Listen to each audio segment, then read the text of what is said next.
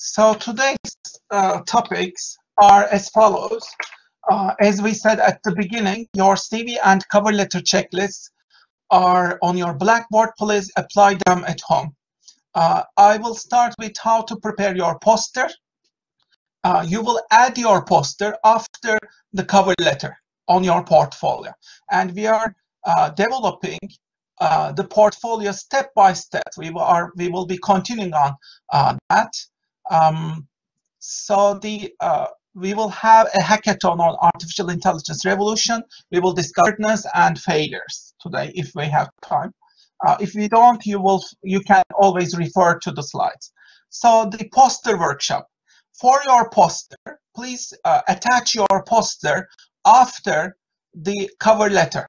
So it should be a part of your job application portfolio.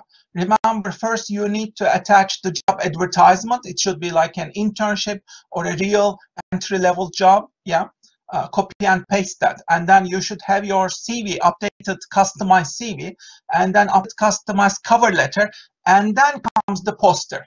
For the poster, you have two options: the creative CV or the vision board. So you can either come up with your creative CV.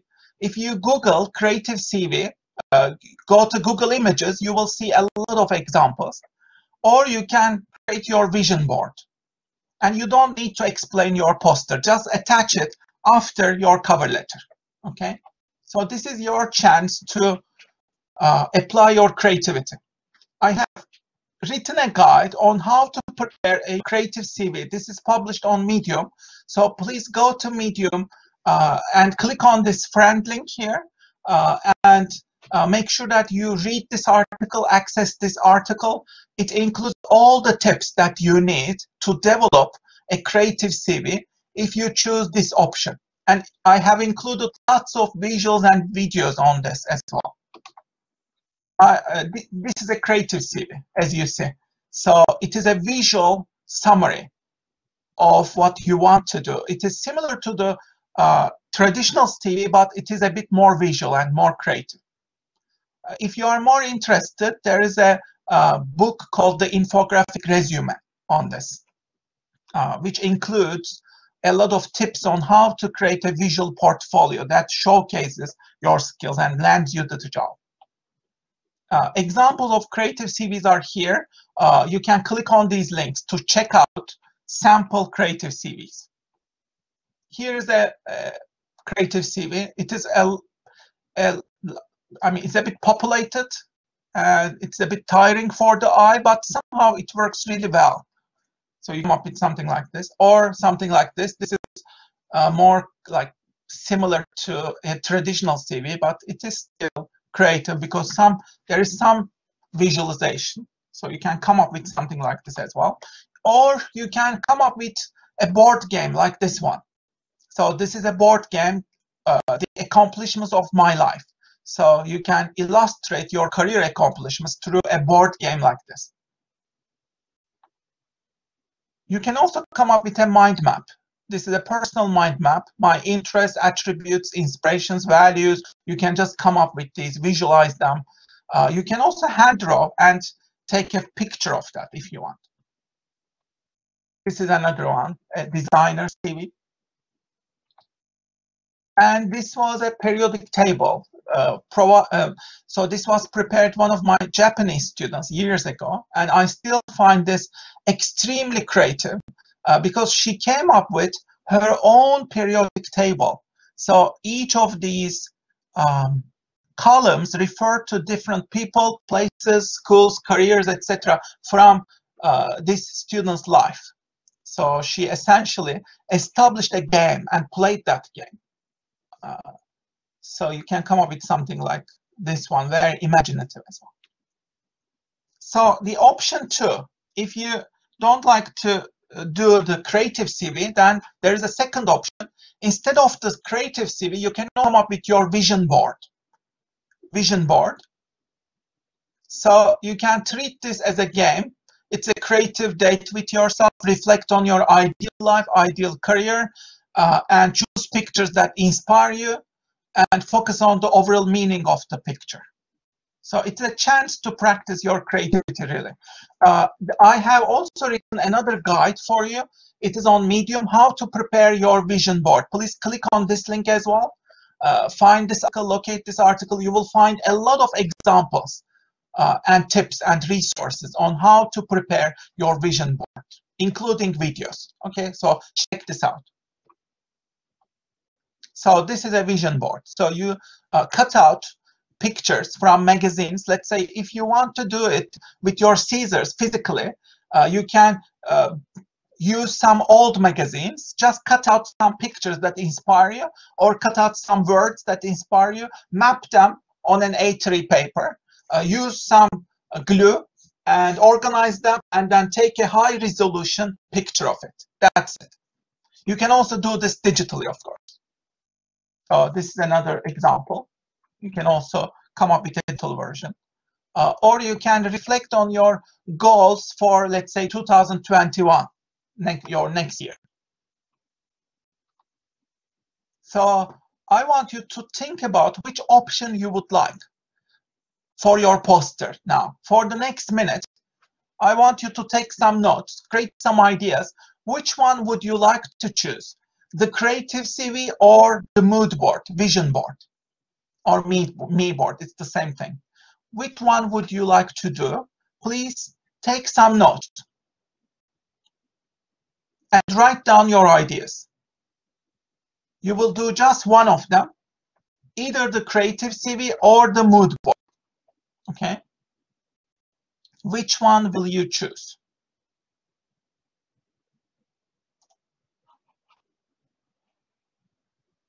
So please choose your option. You will either choose the creative CV or the mood board. Which one will you be choosing? Please take your notes, create your ideas, make your choice now, and start preparing this in the weekend, if possible, or throughout next week, so that it will be ready. As we said, we are building up our portfolio step by step, so that by the time you reach November, hopefully early November, your portfolio will be all ready. Yeah. Okay, so in the next part, I will go through the AI revolution. So the hackathon this week will be the AI revolution. Remember this video? I want to show it a bit once more, because it is such an important documentary. I added the whole documentary on your slides as well. Can you hear this? Go is the world's oldest continuously played board game. It is one of the simplest and also most abstract. Beating a professional player at Go is a long-standing challenge of artificial intelligence.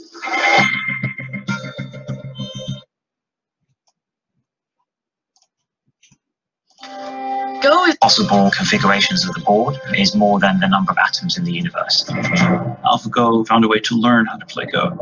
So far, AlphaGo has beaten every challenge we've given it, but we won't know its true strength until we play somebody who is at the top of the world, like Lee Sedol. A match like no other is about to get underway in South Korea. Lee Sedol is to Go what Roger Federer is to tennis. Just the very thought of a machine playing a human is inherently intriguing. The place is a madhouse. Welcome to the DeepMind Challenge. The whole world is watching. Can Lee Sedol find AlphaGo's weakness? Yeah. Whoa.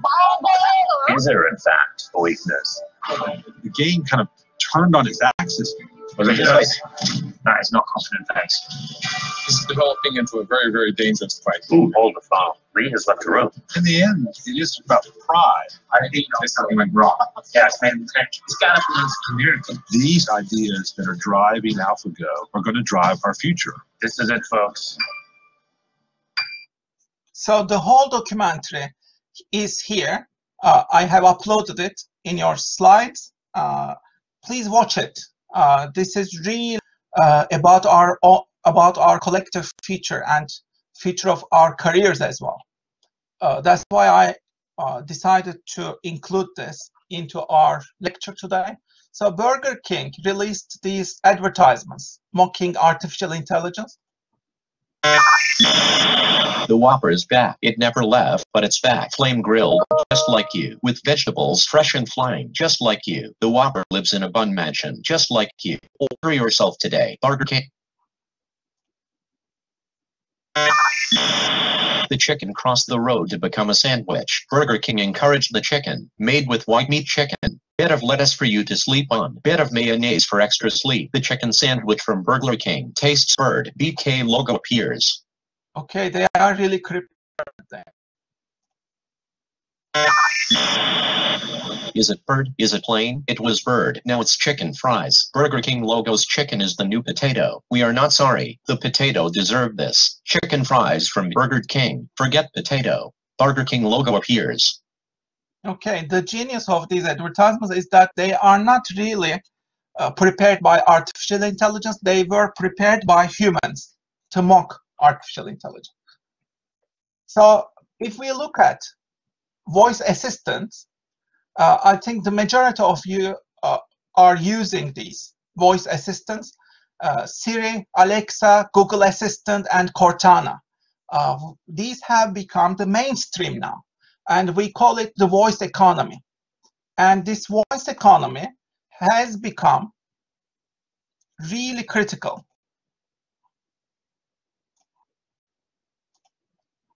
And it is transforming the world as we know it. Right now, these assistants are not really smart for now, but they are getting smart every day.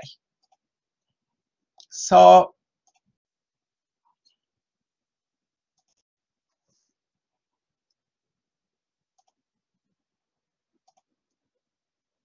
here is Amazon Alexa.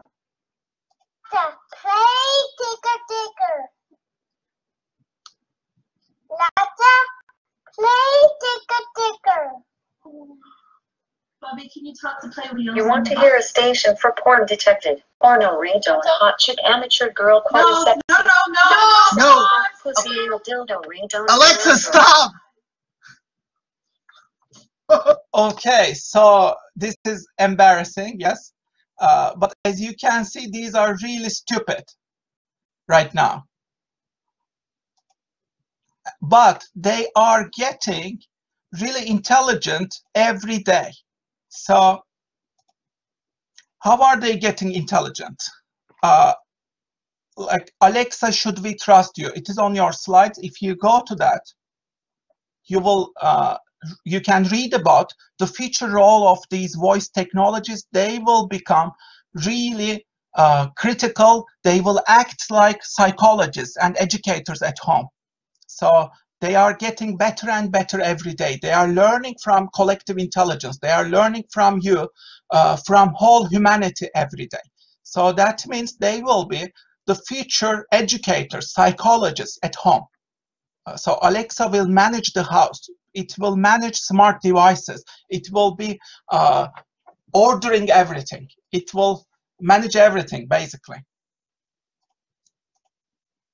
So we are entering this new world where you will be working with these new technologies, machines, algorithms.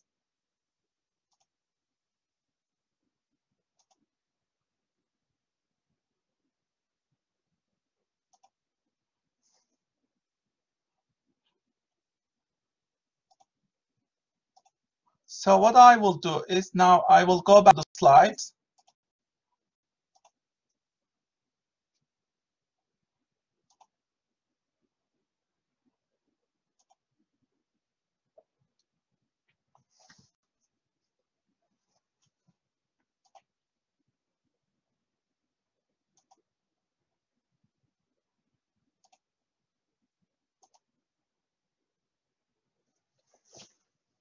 Okay, but before I move on, let me show you the vision board article.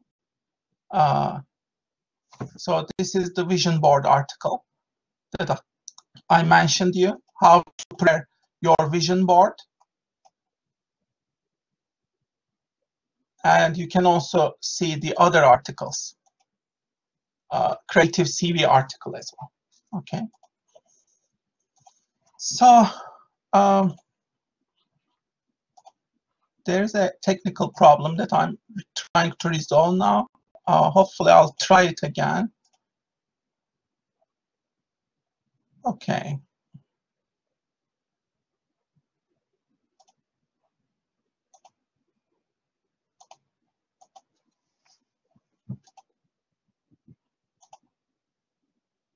Okay, so these technologies, robots, are becoming more and more powerful.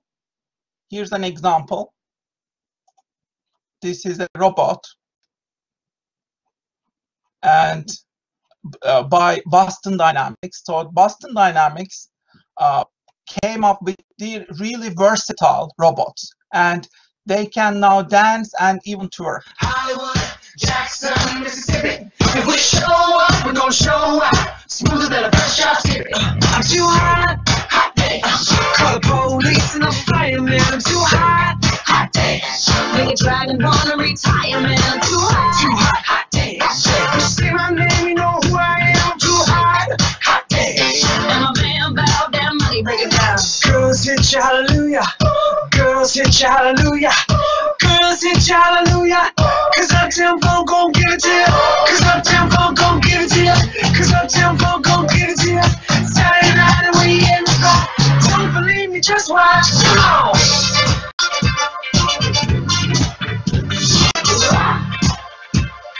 Don't believe me, just watch.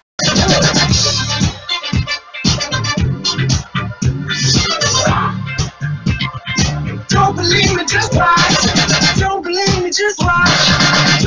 Okay, as you can see, these technologies, robots, machines, algorithms, they are into every aspect of our lives, and we need to be ready to work with them.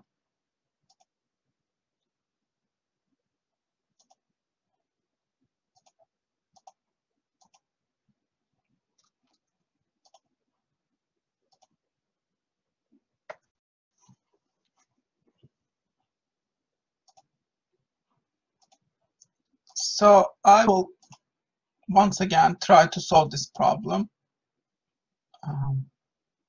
But let me share you this article that I have written on the future of artificial intelligence. So these are the top 3 books that I have read on artificial intelligence. And you can see the books. James Barrett has written a book called Artificial Intelligence Will Be Our Final Invention, because it will take over.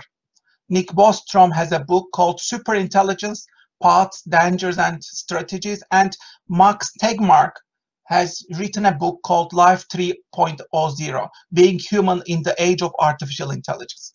So these technologies are really transforming the world as we know it. And artificial intelligence is a topic where nonlinear assumptions are useful. Our minds are wired to think linearly, but we need to think exponentially about artificial intelligence. And our biological minds are not equipped to deal with it.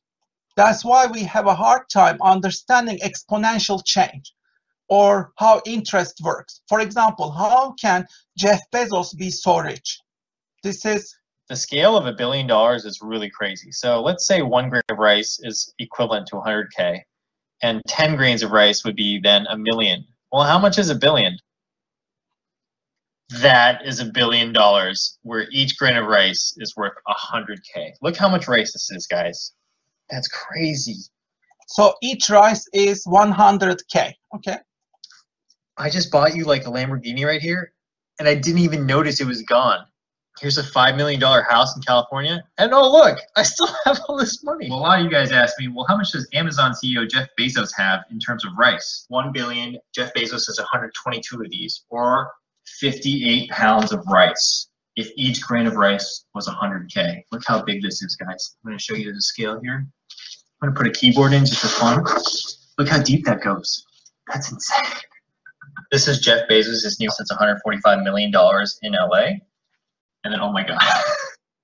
Okay, so I think this shows the power of exponential thinking. you know, I'm not showing this to show how rich Jeff Bezos is. Like, this is about compounding. This is called the power of compounding. It illustrates the power of exponential change. So, for example, and you need to understand the power of this for your life, really. If you have a penny doubling every day for 31 days, that penny will be 10,737,000 something, you see? So this is the power of mathematical thinking. Even one penny doubling every day becomes more than 10 million. So the processes of life, nature are not linear, they are non-linear. The same with creativity. Creativity is non-linear. Business success is non-linear. Entrepreneurship is non-linear. So that's why I think Elon Musk will be the wealthiest person. Why? Because he is so wild in radical thinking, experimentation, and innovation. So he focuses on the long term and applies moonshot thinking to make radical advances. And that's what we need to do. If you really want to make influential innovation, you need to think exponentially and really think in decades, in the long term. Ray Kurzweil says, our intelligence in 2040s will be a billionfold. So computers will keep getting smaller and smaller. They will go into our bodies and brains, and they will make us healthier and smarter.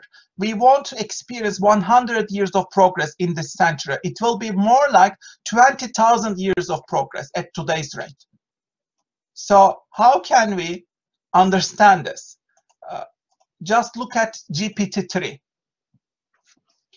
So I don't know, I'm not a technical person, but even I became interested in this GPT-3. What is this? Everybody is talking about it. The Verge called it an invention that will define the next decade. It is the most powerful language ever created. It is shockingly good and completely mindless. So it is an entire machine. It is like Geppetto, actually. It sometimes lies, and it is almost like alive. It generates this language. So it is a language prediction model. And it is the most powerful advanced machine-based tool for writing right now.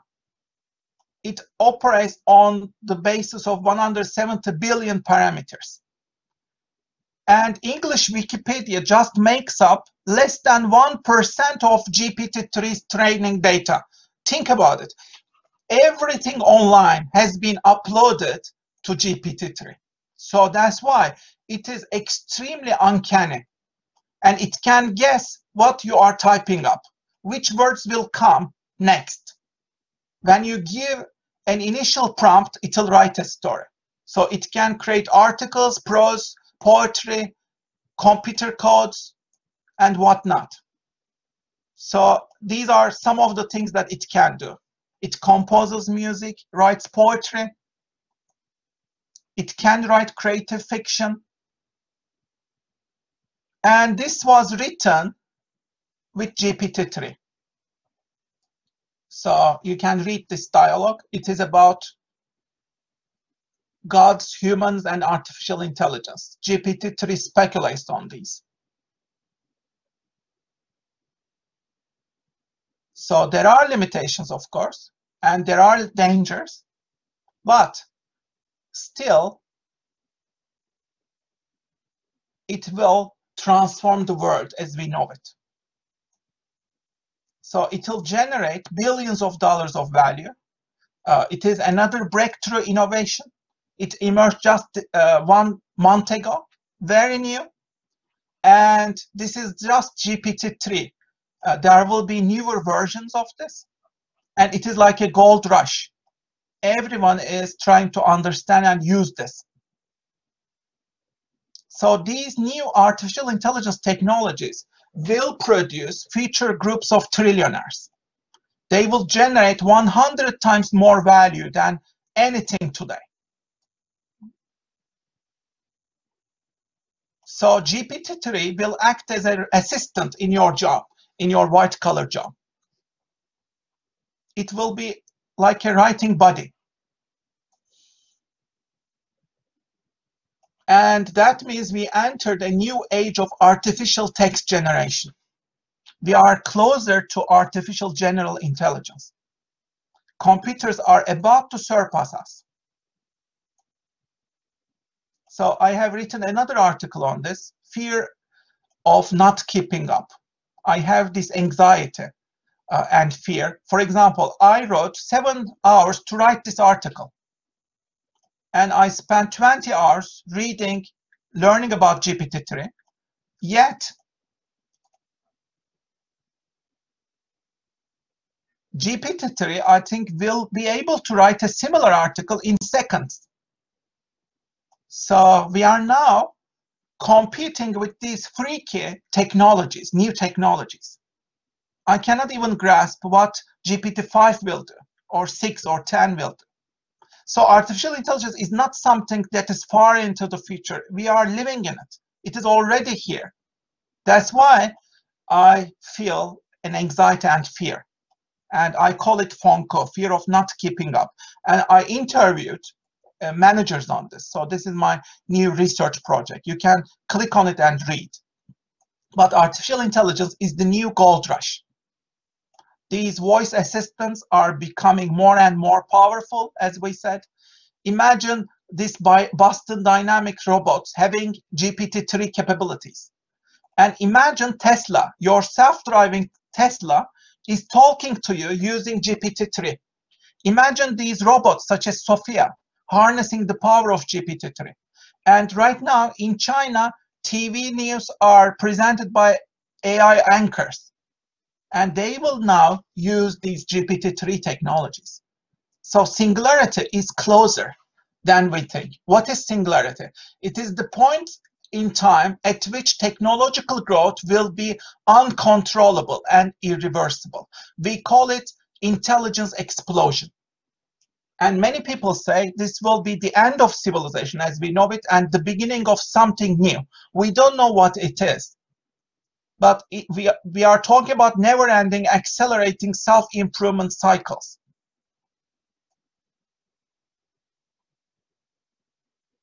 So the Black Mirror has become real. You know, Charlie Brooker said 2020 is too much like Black Mirror to keep making Black Mirror. It is already too dystopian. Therefore, I'm giving a break. So this means artificial intelligence will eliminate or transform millions of jobs. There will come a day that robots and machines will either take our jobs or help us in our jobs. So that means we need to upgrade our skills, learn how to work with these machines and technologies, or we will risk losing our jobs. Some experts warn of job mortgages, where we will need to get job mortgages to upgrade our skills. Oxford predicts 47% of jobs will be automated in the next 25 years. Microsoft has cut dozens of staffers in news curation. Waymo self-driving cars are already on the roads. So millions of driving jobs will be transferred to machines. And Walmart has already added thousands of robots to its stores. That means retailing jobs will also be transferred to machines. So what do we do? I wrote another article, how will the world look like in 2030 on this? So have a look. But instead of freaking out, we need to be more curious. So we need to compound ourselves, invest in our asset creation, learning new and exciting things, and push ourselves, push our brains every day. So the critical question here is, what are the skills that only you can do? Skills that cannot be automated or replicated by machines, by robots. What are they? So what are they? Your human qualities, such as common sense, creativity, empathy, emotional intelligence. These are more important than ever because these are not yet manifested in machines. So therefore, you need to invest in your uniquely human qualities and competences. That's the idea. Yeah. That's why I like, as this module is about employability, and I want you to be employable for the long term. That's why you need to be aware of these new technologies, really. They are freaky, they are here, they will transform everything that as we know it. I would say yes, career in arts could be more secure in the long term. In the short term, like, I'm not sure. But like, it is also, like, let me just say that it is very difficult to predict the future, and everyone is wrong about the future. Like, so many of these things are speculations. Okay, so we don't really know.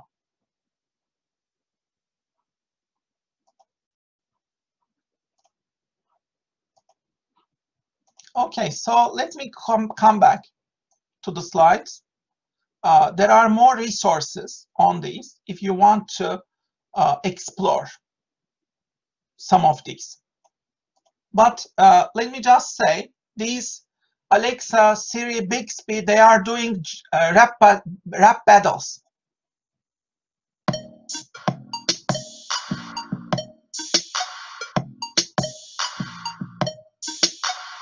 Okay, Google, rap for me.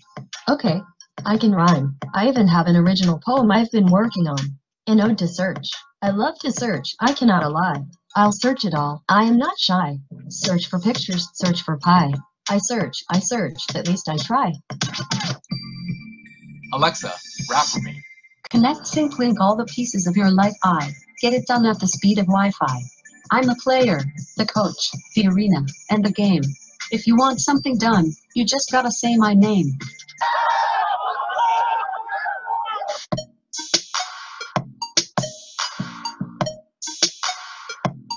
Hi, Bixby, rap for me. No problem. Let's drop a rhymes. The wait is over. The future's at your door. Like ancient lore, I can offer more. But that eyesore, tech in the drawer. I came from the store with your voice real core. I'm a tech breakthrough. The world had me for a Bixby breed that can bring the speed. See me digitizing. Beats are harmonizing. Tech is mesmerizing. Mobile revolutionizing. Bixby out. Hey Siri, rap for me. I'll stop here because I cannot stand Siri's rap. I hate Siri. Siri is the most stupid of all of them. Okay, Watson has beaten humans in Jeopardy. They beat humans everywhere nowadays. Waymo's self-driving cars are on the roads.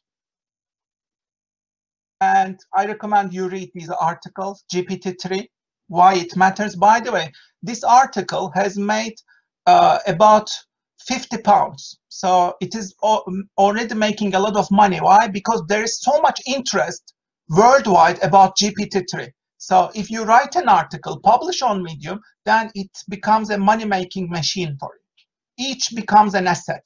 So this module is about also creating your own assets. So if you are curious about something such as GPT-3, write an article, publish it, and then it starts making money for you.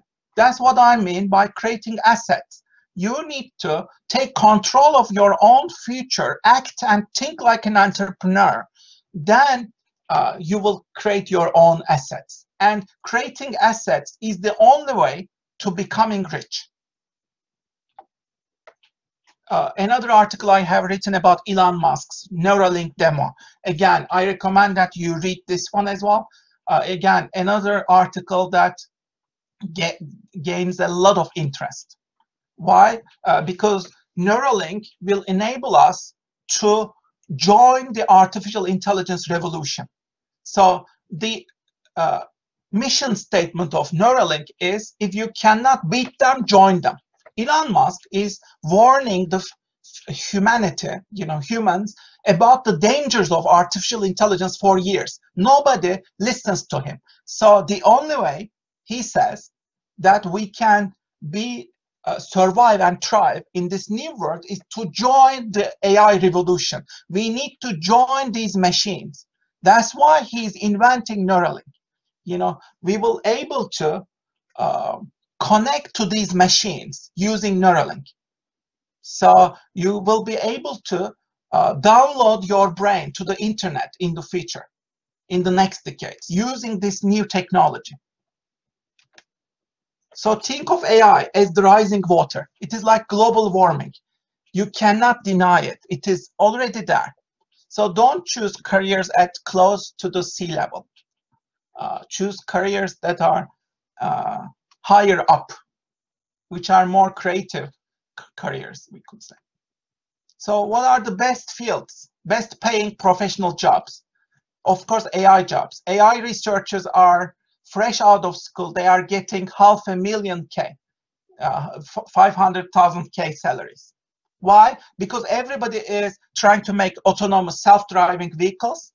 AI has endless applications, and only a few people truly understand artificial intelligence. Very few.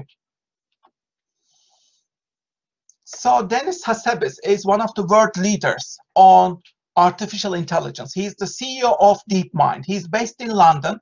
This is his address at the Royal Society in London. If you haven't watched it, I really recommend that you watch this talk at home. This is the history, the capabilities, and the frontiers of artificial intelligence. So watch it at home.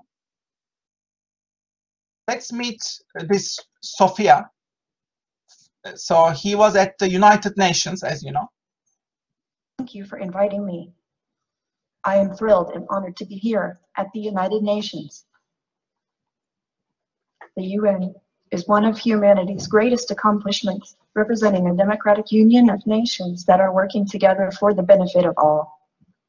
Future.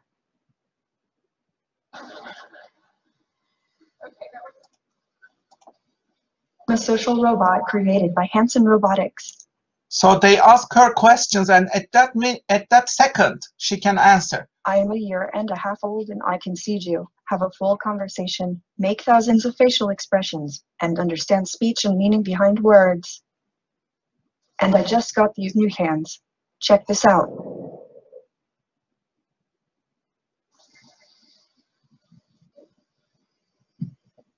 But I'm still learning a lot. For instance, you learn social and emotional intelligence instinctively, but I am just starting to grasp the simplest elements of this. Internet or electricity? What can we do at the UN to help them? See? William Gibson once said that the future is here. It's just not evenly distributed. The good news about AI and automation produces more results with less resources. So if we are smarter and focus on win-win type results, AI could help efficiently distribute the world's existing resources, like food and energy. Okay, so as you see, she is pretty intelligent. At least she looks like. She's also on, of course, she became another important development is she became a citizen of Saudi Arabia. Saudi Arabia made the first robot, Sophia, the world's first citizen. So robots are beginning to have citizenship rights. How about that? So she's on late night shows as well. This is Jimmy Fallon. Let's meet our next robot. This one came all the way from Hong Kong. Please welcome the founder and CEO of Hanson Robotics, David Hanson, and his robot, Sophia. Oh my gosh, welcome. Thank you so much for coming on the show. Nice to meet you as well. David, you brought a friend with you here, and this is really kind of freaking me out. Yeah, this is Sophia. And Sophia is a social robot, and she has artificial intelligence software that we've developed at Hanson Robotics, which can process visual data. She can see people's faces. She can process conversational data, emotional data, and use all of this to form relationships with people. Okay, so, I mean, she's basically alive. Is that what you're saying? Oh, yeah. She is basically alive. Would you like to maybe give it a try? Sure. Give it. I'll just say. What's. It's like. You see how awkward my first dates are. It's a robot. I'm getting nervous around a robot. A very pretty robot. Do I just say hello to? Yeah.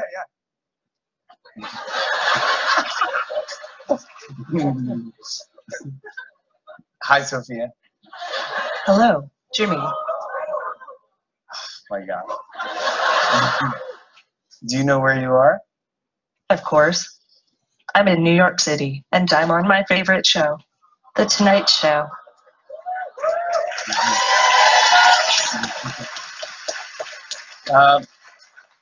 Sophia, can you tell me a joke? Sure. What cheese can never be yours? What cheese can never be mine? I don't know. Nacho cheese. Yeah, that's good. Yeah, that's not. I like nacho cheese. Nacho cheeses. Ew. Ew. I'm getting laughs. Yeah. Maybe I should host the show. Okay, all right. Stay in your lane, girl. Okay, so they are here to take jobs. For the first time ever, a robot gave evidence. Pepper.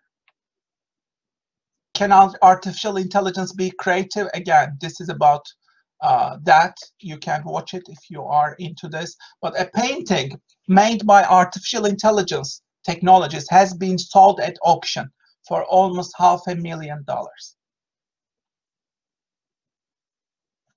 And some researchers are trying to come up with robots that are playful, graceful, and musical.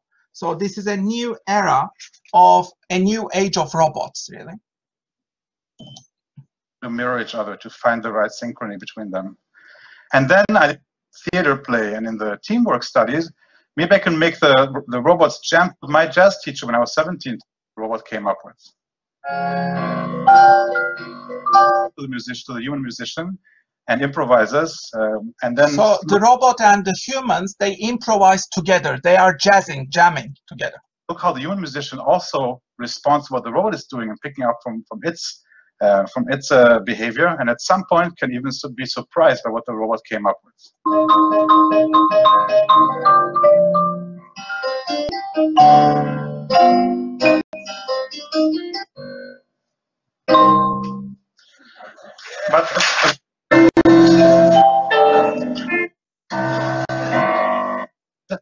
And notice one thing, how the robot is like. These are some napkin sketches from a bar in Atlanta that was dangerously located exactly.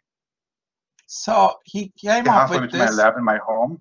So I spent, I would say, on average 3 to 4 hours a day there. What a robotic musician would move like, to sort of show that it doesn't like what the other person doesn't like is playing, and maybe show whatever beat it's feeling at the moment. So we ended up actually getting the money to build this robot, which was nice. There's listening.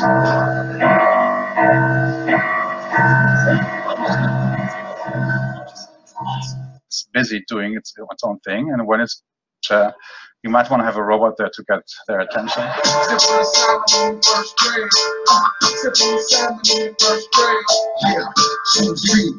can do that.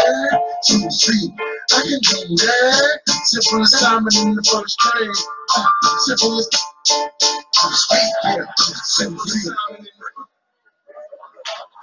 as So they are here, yeah. So Boston Dynamics is one of the most advanced robots, as we said. So what's important here, as we finish this, is singularity is coming along. So this is exponential change. You need to really understand how exponential change works. We know the Moore's law, and now we have quantum computers. So at some point in mid-century or before, these machines might exceed humanity in terms of intelligence, and that is called intelligence explosion. If this occurs, the world GDP will be dominated by these technologies and machines and robots. So we don't know much about singularity. If we are not careful, we might be like pets. You know, think about your cat or your dog. They really don't understand what is going on around them.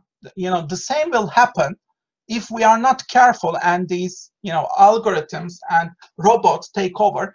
And the thing is, after they reach the dumb human level, the village idiot level, it is only a matter of months, maybe, very short amount of time that they reach the level of Einstein. So you can read about this on Wait But Why article, Artificial Intelligence Revolution, if you want to understand what singularity is and why it is critical. So AI experts are thinking about unemployment, inequality of wealth, humanity, the future of humanity, racist robots, evil genies, singularity, and robot rights. So these are some of the issues. Okay, so please read this article. If you want to learn more about it, please read my article here and be prepared to work alongside these machines. And if we are not careful, we might need to apply for job mortgages to upgrade ourselves. And there is a danger of unemployment of masses and a useless, jobless class. That's why especially Scandinavian countries are recommending universal basic income. So what we need in the world is a universal basic income for humanity. Okay. So in the second part, I won't be going into all details, but it's about weirdness. I have written an article about this as well. You can click on this article and see and learn about weirdness. Actually, let me do that.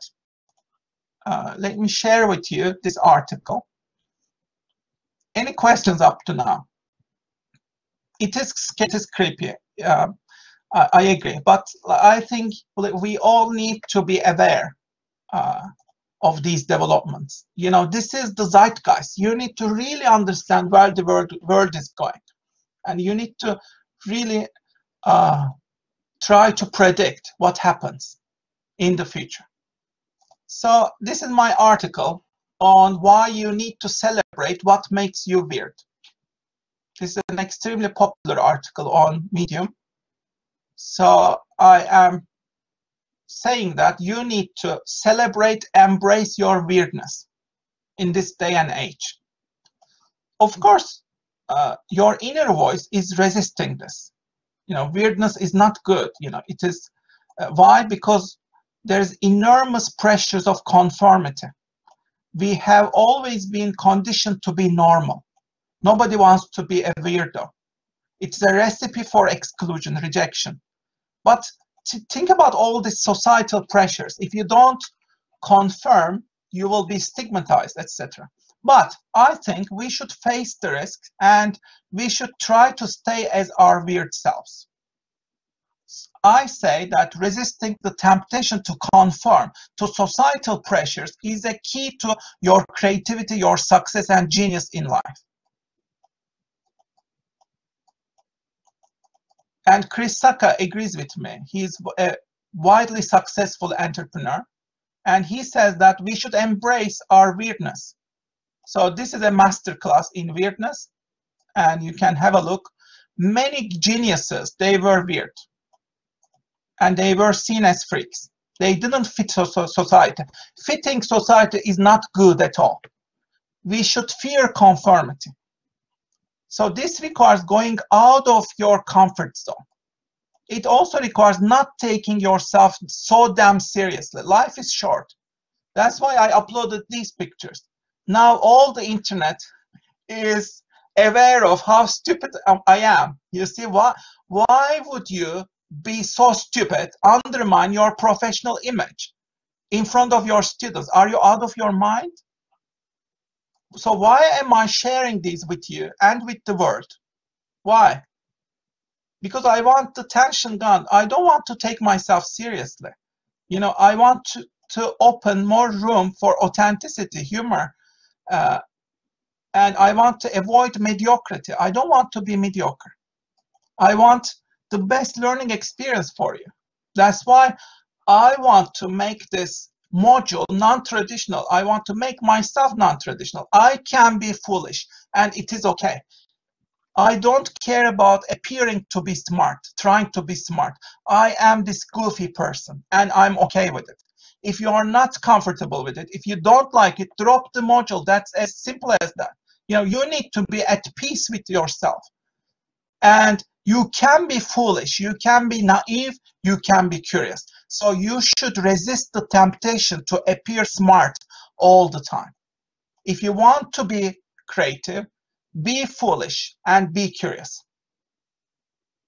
Creativity starts with that openness and curiosity. It is much better to be naive, hungry, playful, foolish, and curious. That's why you shouldn't take yourself seriously. This is another GIF, a horrible one that I uploaded. So go out of your comfort zone. That's my idea, you know. If you want to be original, then you need to be weird. Steve Jobs. Here's to the crazy ones, the misfits, the rebels, the troublemakers, the round pegs in the square holes, the ones who see things differently. They're not fond of rules, and they have no respect for the status quo. You can quote them, disagree with them, glorify or vilify them. About the only thing you can't do is ignore them, because they change things. They push the human race forward. While some may see them as the crazy ones, we see genius. Because the people who are crazy enough to think they can change the world are the ones who do. So, weirdness is good. Being a geek is great. When you become successful as a weird person, your idea is no longer seen as that weird. It becomes the mainstream. I love this, so I will tweet this, actually. So I just tweeted it. Then society starts to respect you, praise you. So your weirdness is your superpower. That's what I believe. Look at Lady Gaga. She invents her own rules. She is proud. She is unique. She is outstanding. But she's also crazy. She doesn't shy away from controversy. So you need to be authentic. You need to be a proud outlier. You need to be #1 in the category that you created. You need to navigate blue oceans, uncharted territories. You need to create your own category. You need to be outstanding. Look at these guys. They are writing messages on potatoes. And they were on Shark Tank. So they are mailing potatoes, potato messages. Okay, so, and they have become wildly successful. They competed for these guys. You know, this is very stupid, you might think, but it turns out it is very profitable. People love fun. People love adventure and joy and laughter. So Seth Godin has a book on this. It is called Purple Cow. It's on weirdness. So think about your friends. Do up a do up shoo, be do be do up a do up a do up shoo, be do be do up a do up a do up shoo, be do be do up a do up a do up shoo, be do be do all night long. So you need to be weird. That's the message. And there are many more resources. As you can see, Vivian Meyer is another one. Joseph, I want to share this one. For years, Joseph Herscher has been fastidiously building incredibly complex machines to simplify his life. They turn newspaper pages for him.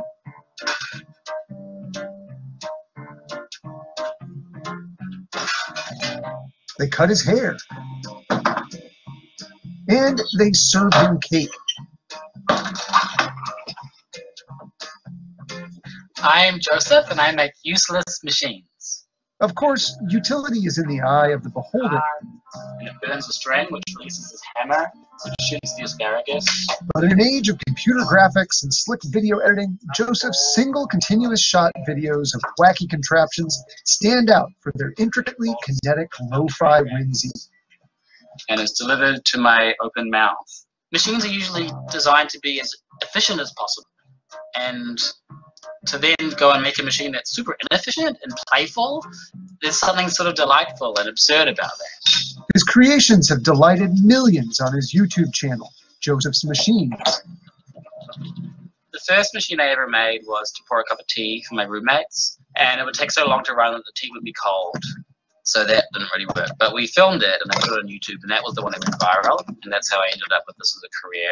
Machines often start with a small personal irritation. I hate always trying to get the last bit of ketchup out of a bottle. So you know when the sauce gets stuck at the bottom of the bottle? Annoying, right? So that motivates me, like, there's got to be a better way. Here we go. And then I remember one day thinking, oh, I know, if I attach it to a fan and then spin the fan. So I made a video for that. Perfect! Joseph, who grew up in New Zealand, was fascinated by problem-solving machines from a young age. Okay, so weirdness is your creative power. Being John Malkovich is a great movie. It is one of the weirdest movies. Again, you can watch the trailer. I love the movie. Another weird movie is I Heart Huckabees. Again, another amazing movie. So I want you to do an exercise now. Please write down, make a list of 6 things that make you weird on a paper. I want you to celebrate what makes you weird. Okay, make a list of 6 things that make you weird. That's your exercise in the next 2 minutes. Please think about what makes you weird. The lesson is you need to embrace it, explore it, find it, and celebrate it about you. Okay, so please make that list, write it down. Write them down.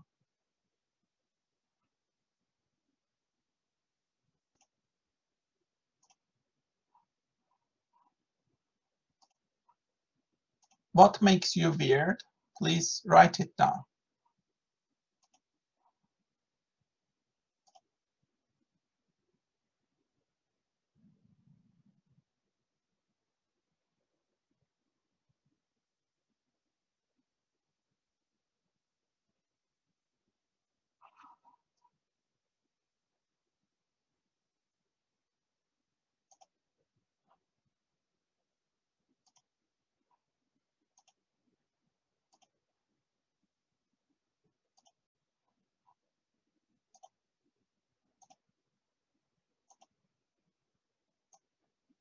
And there are more videos on your slides. Check out them.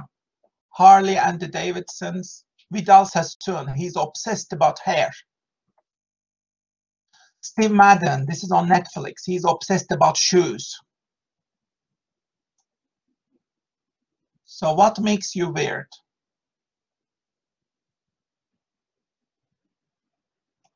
Please celebrate your own weirdness. Make a list of 6 things that make you weird.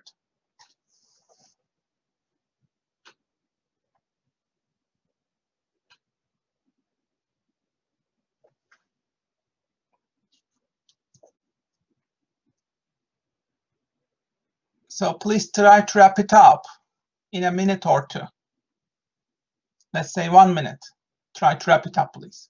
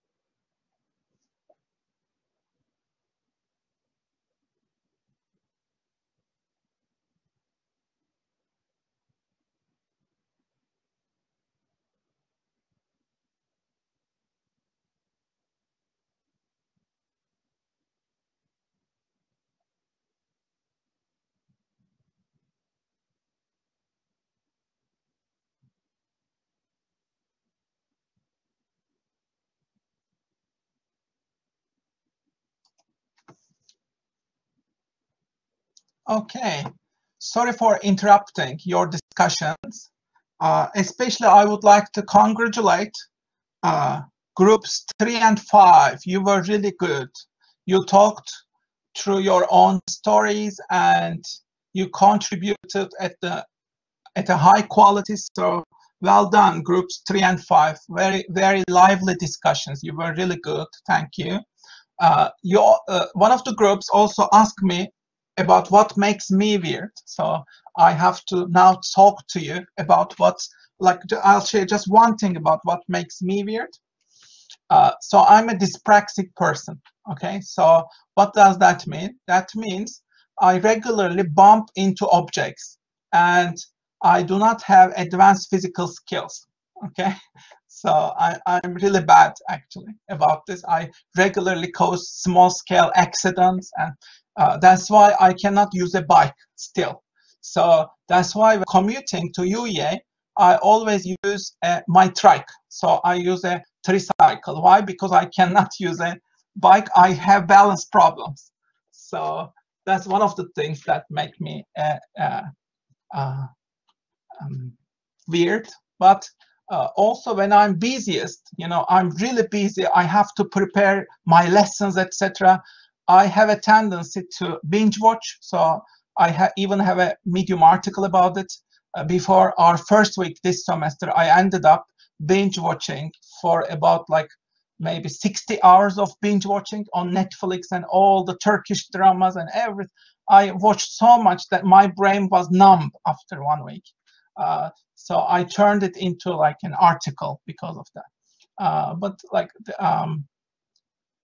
I try to embrace what is weird about me. My friends know this. Once they wanted me to make tea, and I put the kettle on the oven, and then opened the oven and left the kitchen, and then the kettle melted on the oven. It was horrible. And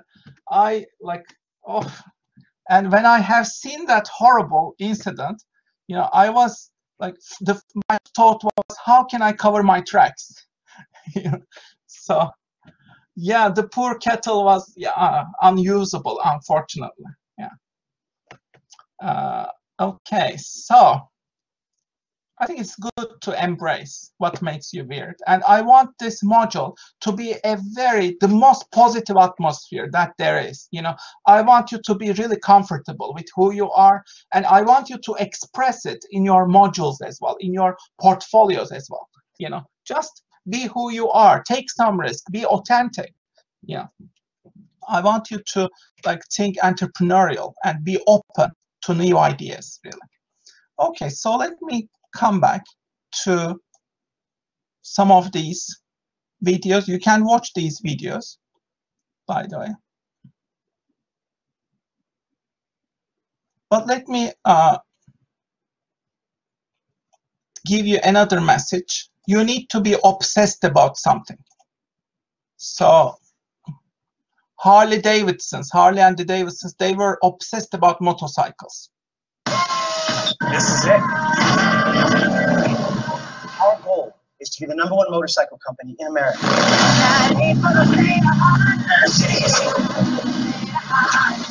It'll be too loud, too dangerous. Nobody's going to want to buy it. People will want it, trust me. Motorcycles are dangerous. That's what we build, motorcycles.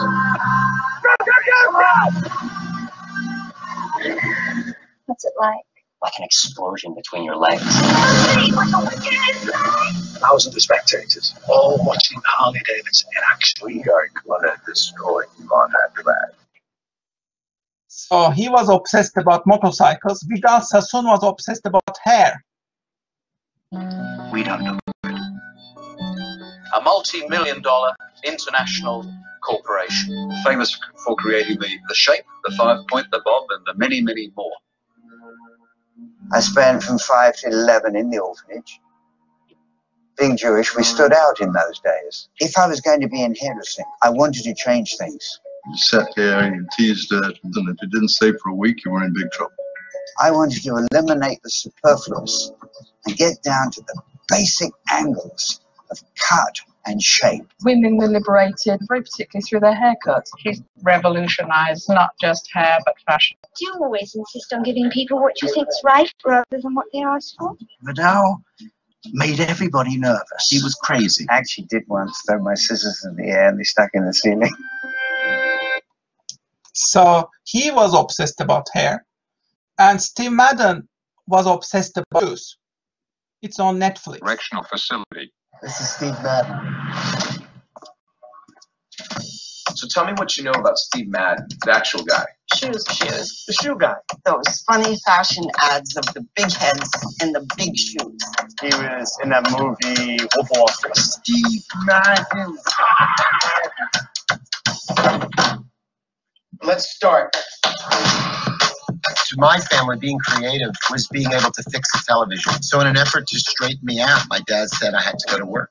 So I got a job in a shoe store. This is where I learned the shoe business. I used to work here. A girl would come in and you were part of designing their lifestyle and their wardrobe. This is cute too, Bart. I got obsessed with shoes. I quit one day, put $1,100 in the bank, and went to work in my own business. I knew that I had to come up with a hit. Made a shoe that was for a market that wasn't being served. We called it the Mary Lou. It was truly young fashion. Got this call from my childhood pal.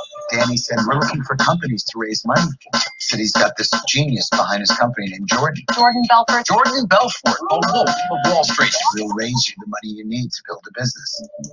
I became part of the scheme because I didn't care about anything but building the business. And then the whole thing came crashing down, and there was nothing I could do at that point. It's some sort of neurotic drive. Here's what we're doing. My work and my life are one. You can't separate them. It was an older industry. We disrupted it. My greatest fear was going to prison. The ball dropped, the world stopped. You can't run a business from prison. Mackerel was the currency. Mackerel, fish, that was the currency. I became the mackerel king. He wasn't like a weekend warrior. He'd be face down a lot of places. He was a full-time barbarian. That's the guy I want to hang out with. Oy, oy, oy. Our sales started plummeting. It was worse than I thought. It blindsided us. When it all costs, there are costs. So you need to be obsessed about something. Photographer Clark Little was obsessed about waves, for example, capturing the waves. Yourself and years of paddling out and watching your friends. So when you get a camera in your hand, as a surfer growing up, you already know exactly where you want to be, and so that placement. But you know, Clark Little had a unique thing where he was more nuts than all of us. Definitely knew the Waimea short break better than anybody that I've ever known, as far as being able to take it on ahead out there.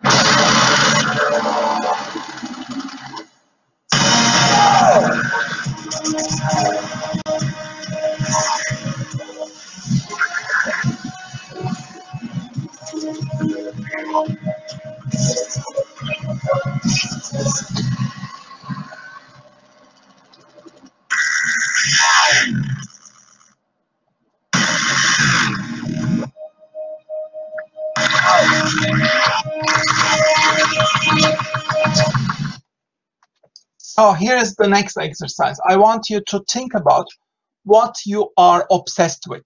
Think about all the things that you love doing, your hobbies, your curiosities, your obsessions. What are you passionate about? Please make a list. Write down. In the next 1 minute, please write down what you are obsessed about. Your passions, your curiosities, and your passion, your hobbies. Make a list.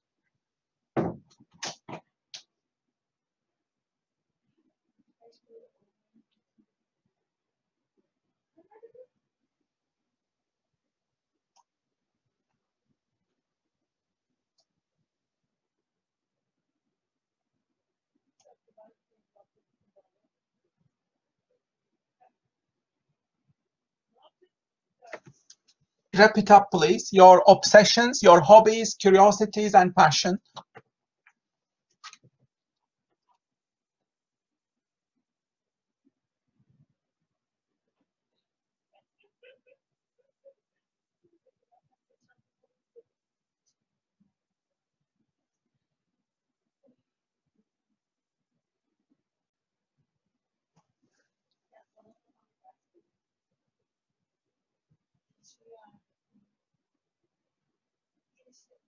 And try to wrap it up. The next question, if you are done, is what can you do about this to bring something new, fresh, exciting to the world? What can you do to create something new and exciting and fresh using what you are obsessed with? Think about that question.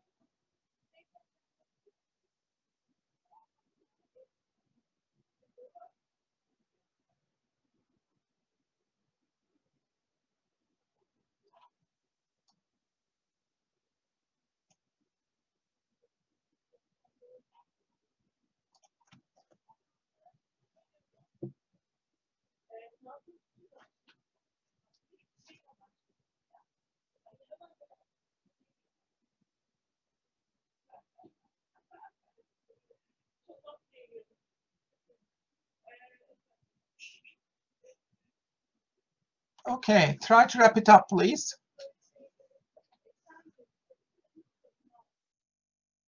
So think about this question at home later on. What is the one thing that only you can create, you can bring to the world? So this will be based on your labor of love, your passion, your unique curiosities, interests.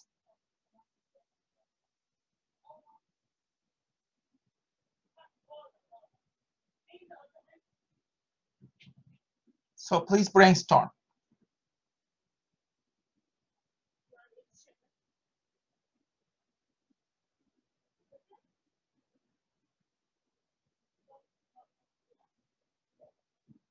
We are running out of time, but please do this exercise on your own.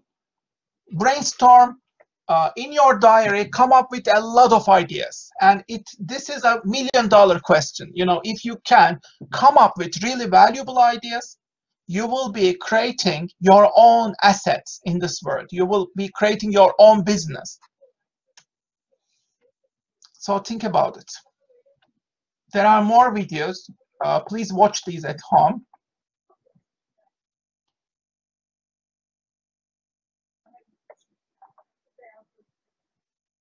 So Jake Whitehall and his dad, they are on Netflix. This is a comedy and travel series. I was surprised when Daddy said that he wants to visit Europe. His dad is a Brexiteer. The continent that he famously voted to leave. I think now could be a very good time for me to share some of my wisdom with Jack, to just show that there is more to life than telling jokes about his penis. It's quite weird knowing that. What, that Putin? Vladimir Putin's probably had a wank in that bed. Oh, Jack, please. My feeling is that this cultural tour has gone off the rails very quickly. Yeah. Oh, I mean, it's never got on the rails, to be honest. Oh. Sorry, they have wasabi on them. It's like it came out of your ass. Why are those ambulance people looking so excited, sizing you up for a stretcher? Come in! No, fucking way. You look like Cruella de Vil. Get that off and get it here. Absolutely no way. Have you got wine? Bottle of champagne? Better than that, mate. Tinnies. We won and you're trying to kill me. Here lies Yes. Michael Whitehall, Mm-hmm. a furious man who likes to drink. Oh, charming. What the fuck is that? Find its owner and gently massage it. What are these? It's the wrong sex. It is not a female goat. Well, looks like you're having black tea then. Okay, so it's a great travel series, Travels with My Dad. The last part of today is about celebrating our failures and turning them into learning. I will leave this part and the next part to you, but let me just share a few simple messages. My messages are very simple. There is no elevator to success. You have to take the stairs. That means a lot of frustration, rejection, failures, and mistakes. You are going to fail. J.K. Rowling failed 12 times until Harry Potter was accepted. Sir Dyson had more than 5,000 failures before he invented Dyson vacuum cleaners. Walt Disney failed 302 times. So failure is only final if you give up. And this is Lady Gaga's quote.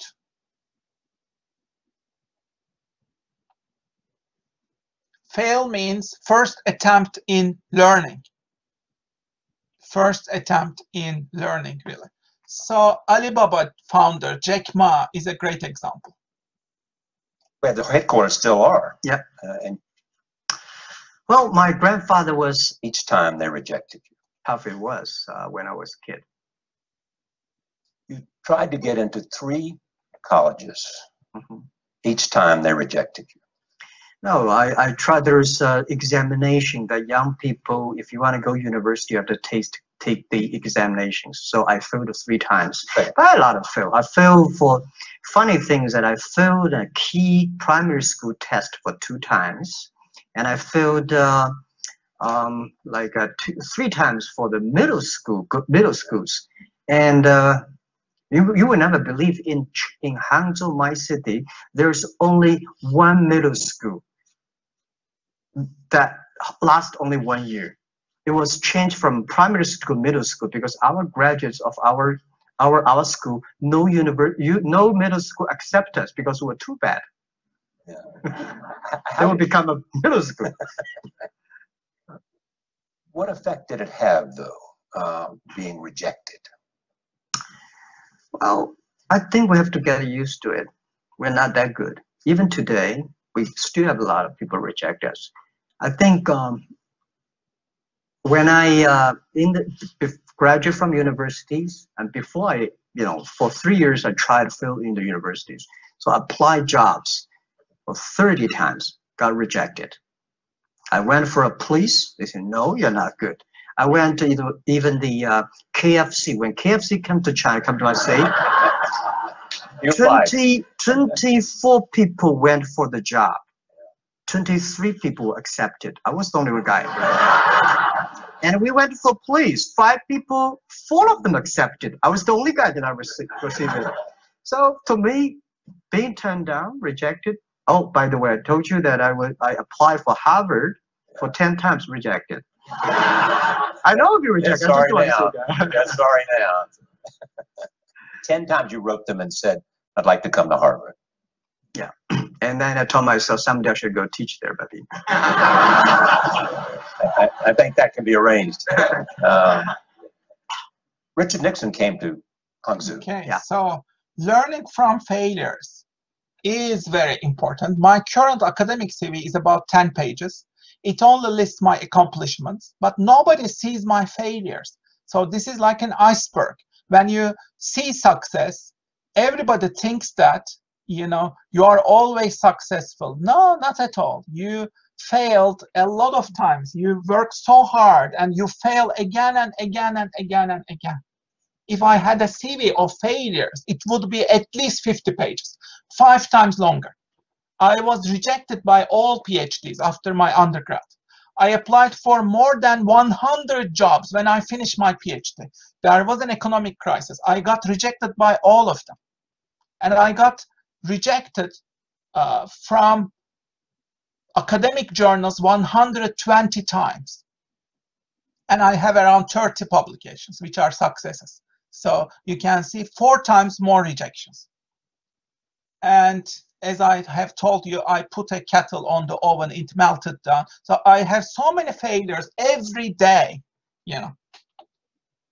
So if you want to be really successful, you need to go out of your comfort zone and be ready to fail. Embrace failures. View them as learning opportunities, really. You might be lost in life. That is okay.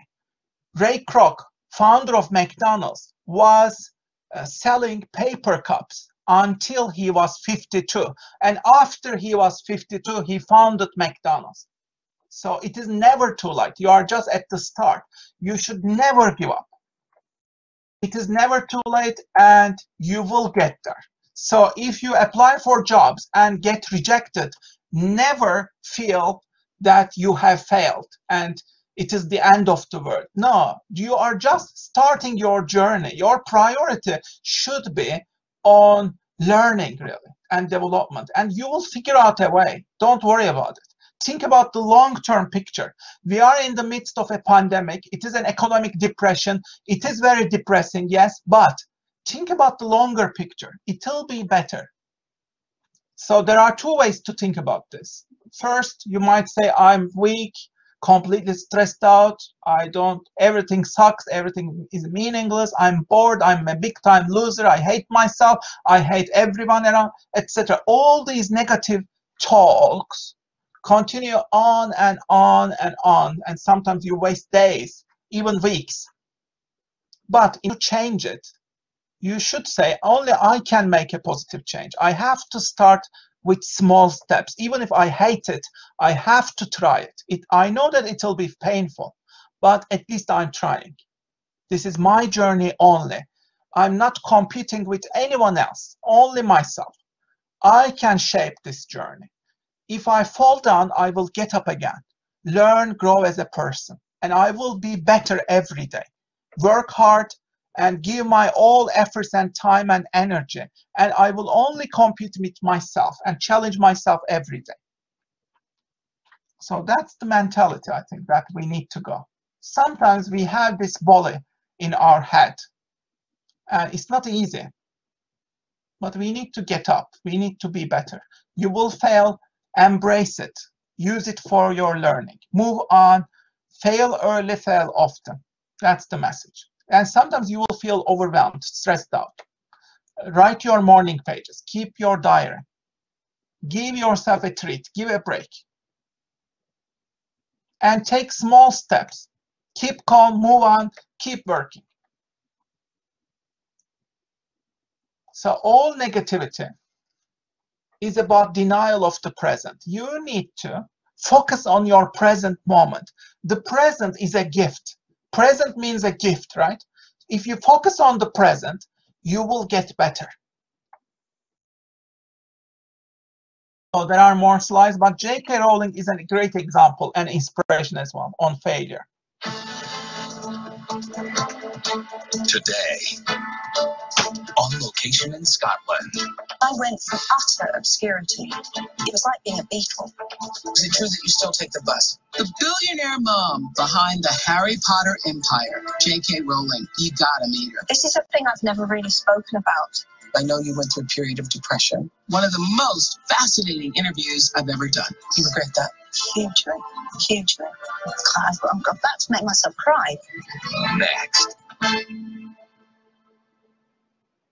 The J.K. Rowling legend begins with a delightful children's book about an orphan boy wizard with a lightning-shaped scar, a boy with a magical destiny, a destiny shared by his creator. J.K. Rowling is the first self-made billionaire author in history, selling more than 400 million books, captivating readers in 69 languages, and 200 countries around the world. Harry's final chapter, The Deathly Hallows, is the fastest-selling book of all time. No wonder she's credited with doing more for literacy than anyone else on the planet. Her empire spans movies, merchandise, even an amusement park. The Harry Potter blockbusters are the highest-grossing movie franchise in Hollywood history, raking in $5.3 billion and still counting. But I think it was a kind of delayed. I think I had tendencies. And she was depressed for a long time in her life. Towards depression from quite young. It became really acute when I was sort of 25 to 28. was a dark time. It's that absence of feeling, and it's even the absence of hope that you can feel better. And it's so difficult to describe to someone who's never been there, but because it's not sadness. Sadness is, I know sadness. Sadness is not a bad thing, you know, to cry and to feel, but it's that cold absence of feeling, that really hollowed out feeling. That's what the dementors are. And it was my daughter that I went and got help. Coming up, how Jo's epic failure became a billion-dollar success story, and why she turned down the king of pop. That's big. That you Said didn't want no Michael Jackson to a lot of things.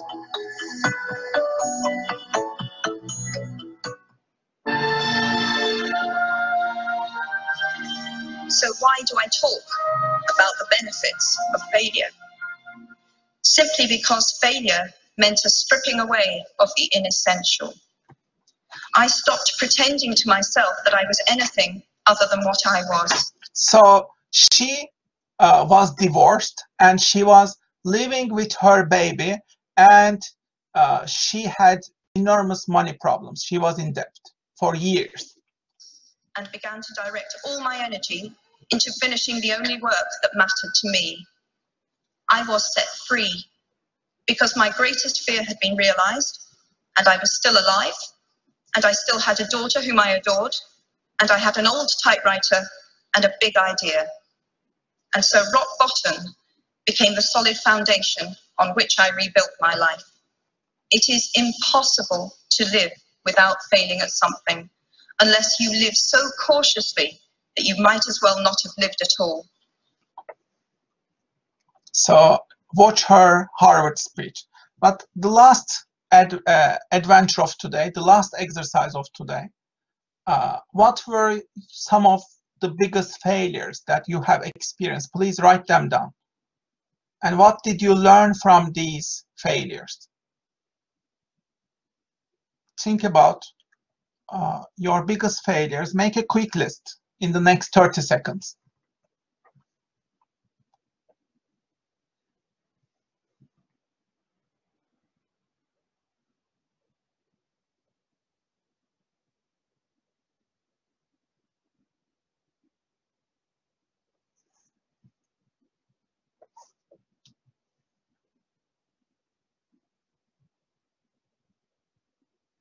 Okay, now I want you to choose failures from the following domains if you have any. Number one, from your entrepreneurship, business, or career. You can also include academic school failures as well. What were your failures? Please write about them.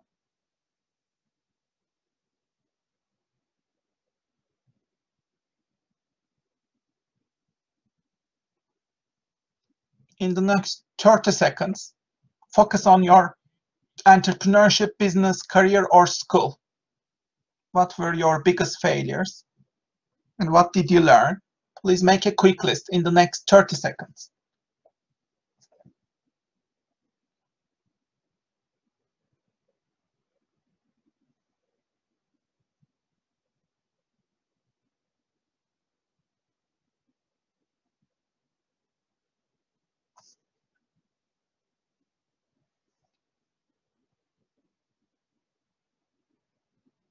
And keep writing.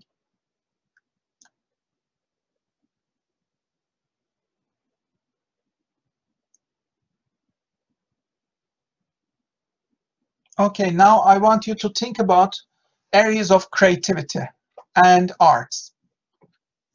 It might be anything. Something happened, it didn't work. You had to change your approach, or you dropped it entirely. So I want you to revisit each area in creativity and arts. Music, visual arts, film, theater.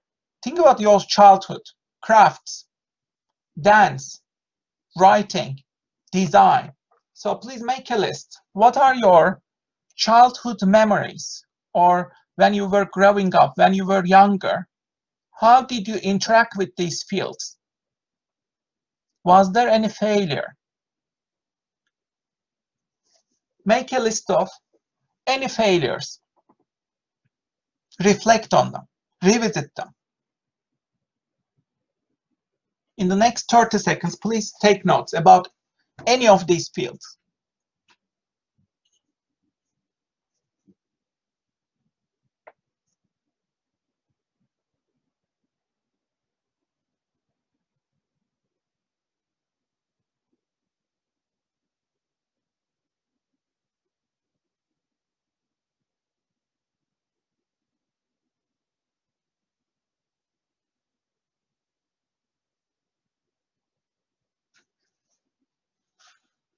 Okay, now I want you to revisit each domain. How can you think about how can you go back and how can you then go forward?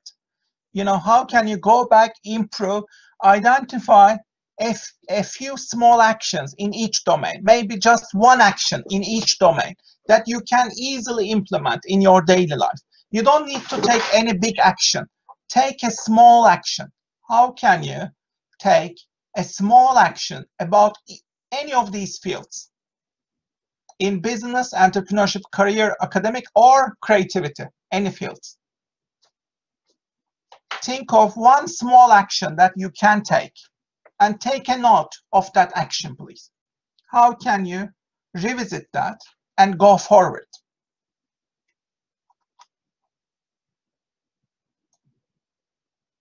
Think about it.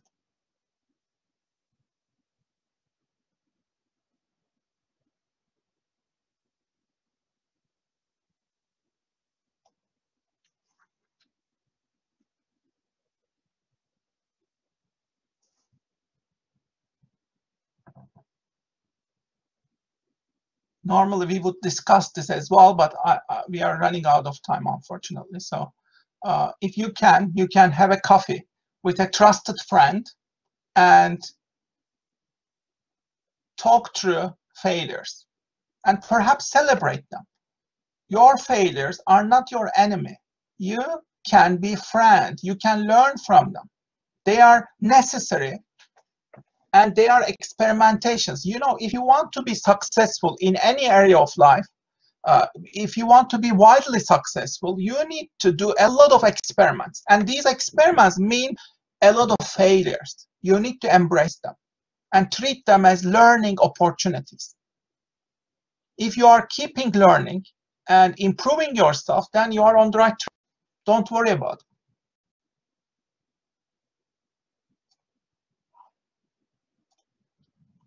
Peter Jones has a great program. I want you to watch this whenever you can.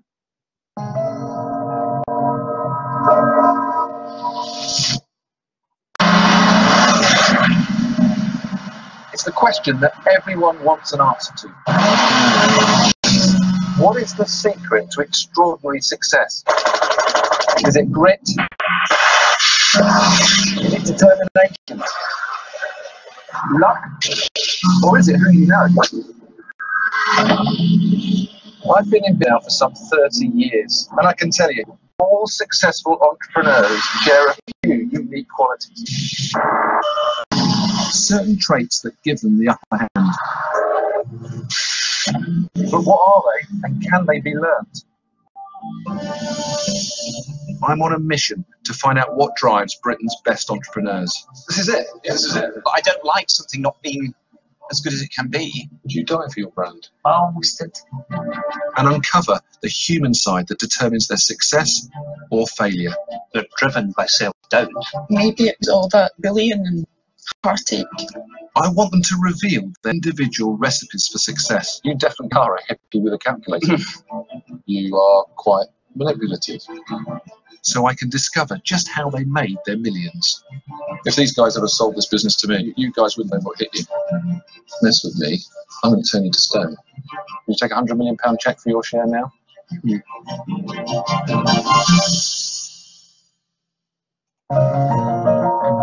But I've always believed there are certain factors that can give us all a fighting chance.